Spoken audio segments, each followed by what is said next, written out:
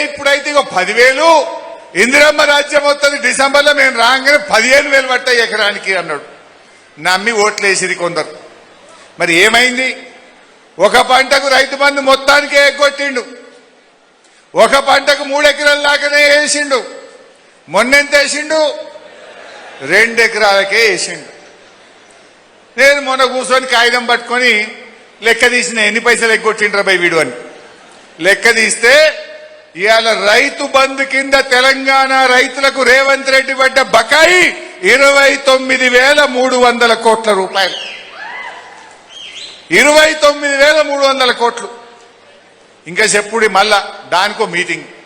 మళ్ళా నిన్ను రాయించిండు పేపర్లో. ఇంత ఆ పేపర్లో తాటికాయంత అక్షరాలతో రాసుడు. ఇక వానకాలం రైతు బంధు ఖమ్మం జిల్లా మధురలో పోయి మీటింగ్ పెట్టడట, రైతు బంధు ఎత్తడట. అక్క రైతు బంధే నీకు మీటింగ్ ఎందుకు? అదో పైసలు దండగా. ఇప్పుడు కేసీఆర్ గారు రైతు బంధు వేసిండు. ఎప్పుడన్నా మీటింగ్ పెట్టినాడే?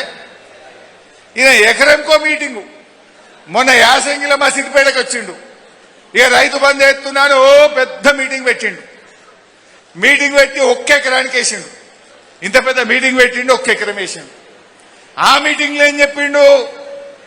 ఇగో నేను ఇప్పుడు ఇలా 1 ఎకరం ఎత్తున్నా 45 రోజుల్లో 9,000 కోట్ల రైతుల అకౌంట్లో వేసేస్తా, మొత్తం ఎత్తా అన్నాడు.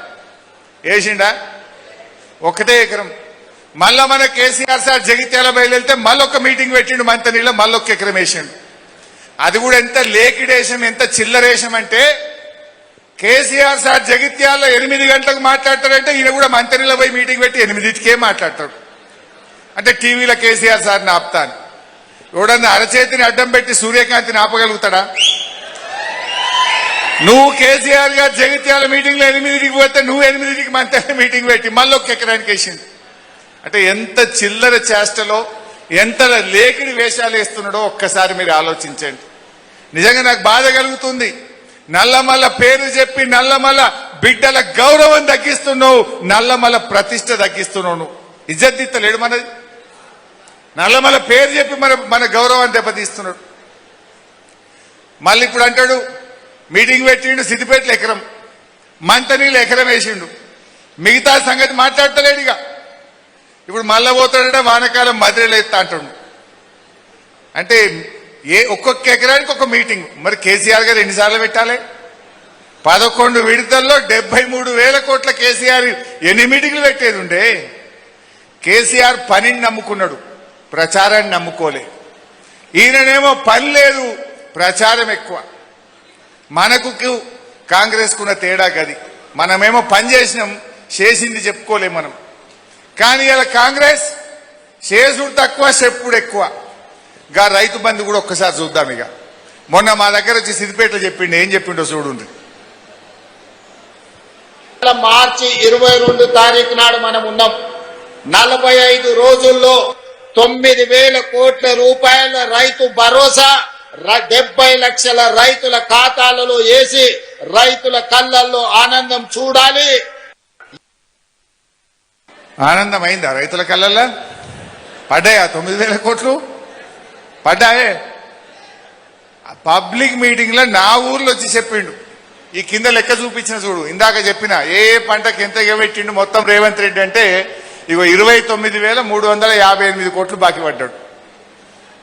2023-24 యాసంగి 3,813 కోట్లు, 24-25 వానకాలం 11,250 కోట్లు, 24-25 యాసంగి 6,192 కోట్లు.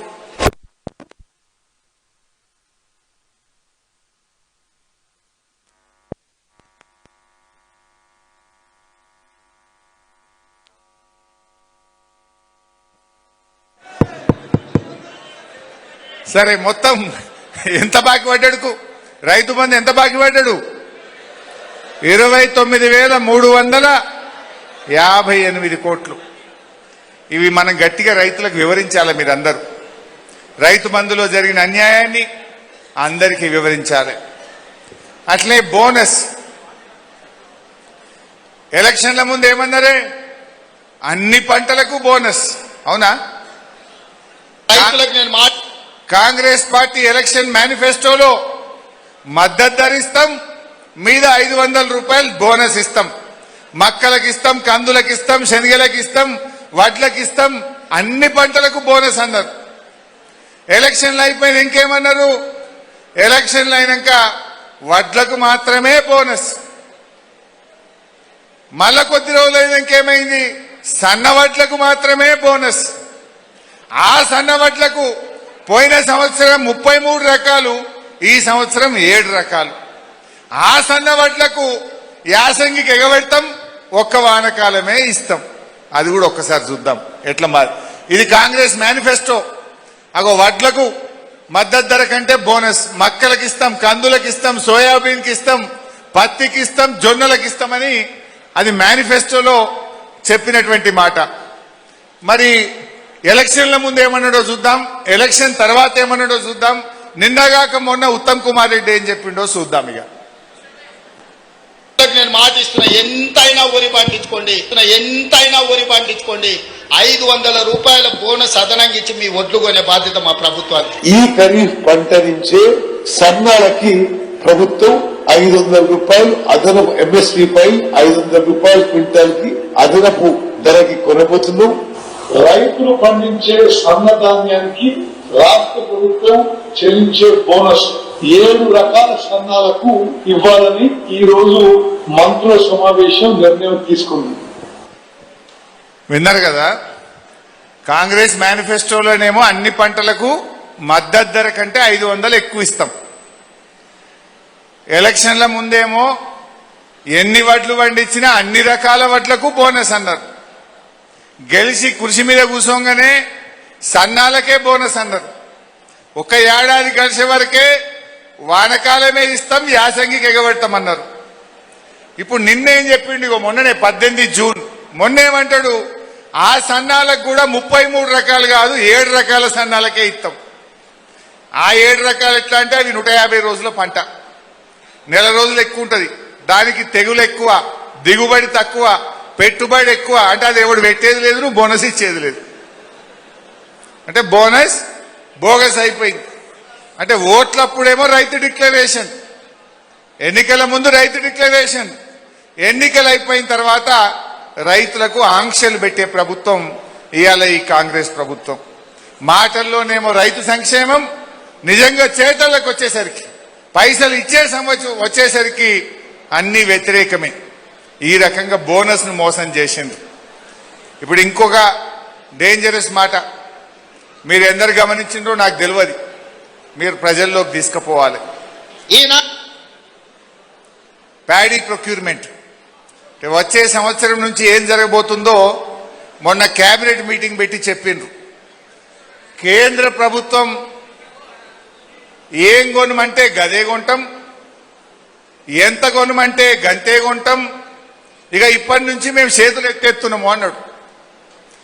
రాష్ట్ర ప్రభుత్వము ఇక మేమేం కొనం, కేంద్రం కొనుమన్న పంటనే కొంటాం, ఎంత కొనమంటే గంతే కొంటాం, ఇక మేమేం చెయ్యము, మాకేం శాత కాదని చేతులు ఎత్తేసింది కాంగ్రెస్. అంటే ఇప్పుడు ఈ వానకాలం ఏం జరుగుతుంది? కేంద్ర ప్రభుత్వం మక్కలు కొనది అంటే ఇక రేపు రేవంత్ రెడ్డి మక్కలు కొనడిగా. కేంద్ర ప్రభుత్వం జొన్నలు కొనది అంటే రేవంత్ రెడ్డి ఈ సంవత్సరంకి వెళ్ళి జొన్నలు కొనడు. కేంద్రం సోయాబీన్ కొనది అంటే రేవంత్ రెడ్డి ఈ సంవత్సరంకి వెళ్ళి సోయాబీన్ కొనడటిగా. అదేవిధంగా కందులు, పెసర్లు, శనగలు, పల్లి, అదేవిధంగా ఈ సన్ఫ్లవర్, కేంద్రం పండిన పంటలో చారణ మాత్రమే కొంటది.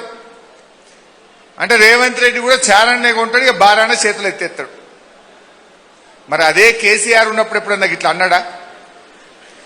కేంద్రం కొనకపోతే కేసీఆర్ గారు ఢిల్లీకి పోయి ధర్నా చేసి కేంద్రం మెడలు వంచి వడ్లు కొనిపించిండు. కేంద్రం కొనకపోయినా మక్కలు, కందులు, శనగలు, సన్ఫ్లవరు అన్ని కూడా కేసీఆర్ గారి ప్రభుత్వం కొన్నది, రైతులకు భరోసాగా నిలబడ్డది ఆనాడు బీఆర్ఎస్ ప్రభుత్వం.